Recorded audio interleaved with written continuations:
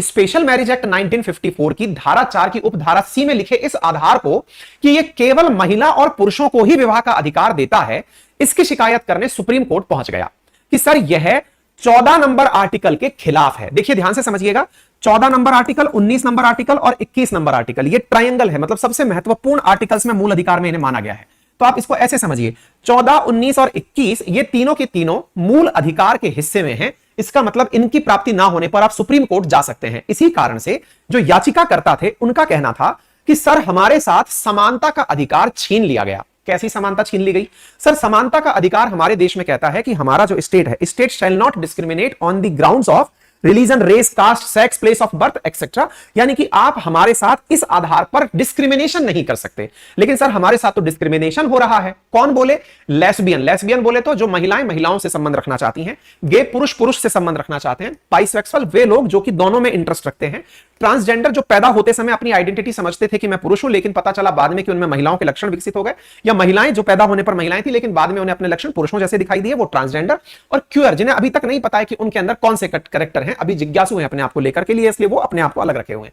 इन लोगों का कहना था कि मान लीजिए कि मेरा कैरेक्टर ये बनकर आया कि मैं लेस्बियन हूं, यानी महिला हूं और महिला से मैं अपना व्यवहार रखना चाहती हूं, अपना सेक्सुअल इंटरकोर्स रखना चाहती हूं, तो ऐसी स्थिति में मेरी समानता का क्या? बोले कौन सी समानता? बोले जो आर्टिकल 14 से मुझे मूल अधिकारों के अंदर मिली समानता है। बोले क्या समानता मिली है आपको? कि state shall not discriminate on the basis of religion, race, caste, sex etcetera. तो सेक्स के आधार पर आप मेरे साथ कैसे डिस्क्रिमिनेशन कर सकते हैं? बोले कहां कर दिया? बोले मैं शादी करना चाहता हूं। ध्यान से सुनिएगा, इन्होंने क्या कहा कि हम शादी करना चाहते हैं, और हम जब शादी करना चाहते हैं तो आपने हमसे हमारा अधिकार छीन लिया। तो भाई शादी करना चाहते हो, ये आपका अधिकार है, तो शादी करने का अधिकार छीन लिया, मतलब ये हुआ। बोले कैसे छीन लिया? बोले आपने स्पेशल मैरिज एक्ट में महिला पुरुष से शादी करेगी ये लिखा हुआ है, पुरुष महिला से शादी करेगी ये लिखा हुआ है, लेकिन पुरुष पुरुष से करेगा, महिला महिला से करेगी, या फिर जेंडर ओरिएंटेड ही नहीं है, लिंग के आधार पर डिसाइड नहीं होगा, ये तो आपने नहीं लिखा हुआ इस आर्टिकल में, मतलब इस कानून के अंदर। तो बोले क्या करें? तो बोले हमारा आर्टिकल नंबर 14 के तहत मिला हुआ अधिकार दीजिए। सुप्रीम कोर्ट के पास एलजीबीटीक्यू कम्युनिटी पहुंच गई अधिकार मांगने के लिए, और बोले क्या करें? तो बोले आप केवल इतना करिए सर, इस कानून में से इस सी नंबर उपधारा को हटा दीजिए, हमारे अधिकार हमें प्राप्त हो जाएंगे। ठीक है साहब।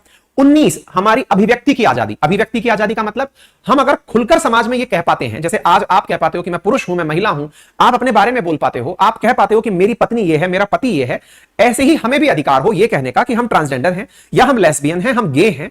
हमारी स्वतंत्रता की भी हिफाजत हो, हमारे लिए भी समाज में प्रावधान हो कि हम लोगों को एक दूसरे के साथ अपने व्यवहार को बताने में किसी प्रकार का डर देश में महसूस ना हो। आर्टिकल 19 हमें वो मतलब ये गारंटी दे कि हमारे लिए भी सुरक्षा की बात हो। बोले ठीक है साहब, ये बात आर्टिकल 19 में अभिव्यक्ति की आजादी के तहत उन्होंने मांग कर ली। आर्टिकल 21 के तहत उन्होंने मांगी जीने की स्वतंत्रता। बोले अगर सर गलती से हमारे द्वारा यह कहा गया कि हम समलैंगिक हैं, अगर समाज के किन्हीं लोगों को पता चला कि हम समलैंगिक हैं, इस आधार पर समाज का कोई व्यक्ति आया और आकर के हमारे साथ प्रताड़ना कर गया, या हमें किसी प्रकार की चोट पहुंचा गया, या हमें मारकर चला गया, तो हमारे तो जीने का अधिकार ही छीन लिया सर। दूसरी बात, हम जीना चाहते हैं, खुलेआम अपने रिश्तों को कबूल करना चाहते हैं, लोगों को बताना चाहते हैं, जीना है ना हमारा अधिकार, तो हमसे ये 3 अधिकार क्यों छीने जाते हैं? तो बोले साहब सुप्रीम कोर्ट ने कहा ठीक है, एक काम करिए, देश भर में जहां जहां जिस भी कोर्ट के अंदर ये मामला चल रहा है, क्योंकि ये सारा हाई कोर्ट में, सुप्रीम कोर्ट में, जहां जहां, बोले सब मामले एक ही बार में ले आओ। सुप्रीम कोर्ट ने सारे मामले एक ही बार में बुला लिए, क्लब करवा लिए, और क्लब करके कहा कि देखो अब सब जगह की बहस बंद कर दो, अब हम डिसीजन लेंगे, आ जाओ चर्चा करते हैं, सब लोग अपना पक्ष रखो, अपनी बात सुनेंगे, आराम से तसल्ली से बिठाओ। सुप्रीम कोर्ट ने बाकायदा 5 जजेस की संवैधानिक पीठ बिठाई, यानी कि वो जो कि संविधान में परिवर्तन करने की सलाह दे सकती है, वो पीठ बिठाई। संवैधानिक पीठ बैठ गई जो कि सलाह देती सरकार को, अगर कोई भी सलाह देनी होती, क्योंकि अपने आर्टिकल 13 के अकॉर्डिंग वो इन अधिकारों की पालना में हो सकता है किसी के लिए कोई फैसला दे दे। संवैधानिक पीठ बिठा दी गई, बैठ गई संवैधानिक पीठ। संवैधानिक पीठ ने बाकायदा सुनवाई करी, मई तक सुनवाई चली, और मई में अपना फैसला सुरक्षित रख लिया। बोले समय आने पर हम फैसला देंगे। तो अब आप देख लीजिए, मई के बाद में जून, जुलाई, अगस्त, सितंबर, अक्टूबर आ गए, इतने दिनों बाद अब फैसला जो उन्होंने तब सुरक्षित रखा था, अब उसे अनाउंस किया है, और वही सुर्खी बनी है। तो बोले सर मांग क्या थी, ये तो हमें समझ में आ गया। ये लोग चाहते थे कि इन्हें भी शादी करने का अधिकार दिया जाए, ये चाहते थे कि इन्हें भी समानता दी जाए, इन्हें भी अभिव्यक्ति की आजादी दी जाए, इन्हें भी जीवन की सुरक्षा दी जाए। इस मामले पर जब सुप्रीम कोर्ट ने सुनवाई करी, तब भी हमने सेशन किए थे, और उसमें बताया था कि केंद्र सरकार के द्वारा सुप्रीम कोर्ट में हलफनामा दायर करके कहा गया था कि माननीय, हमारी रिक्वेस्ट ये है कि कृपया करके आप इस विषय पर कोई भी निर्णय लें, उससे पहले हमसे कंसेंट जरूर करिएगा। बोले क्यों?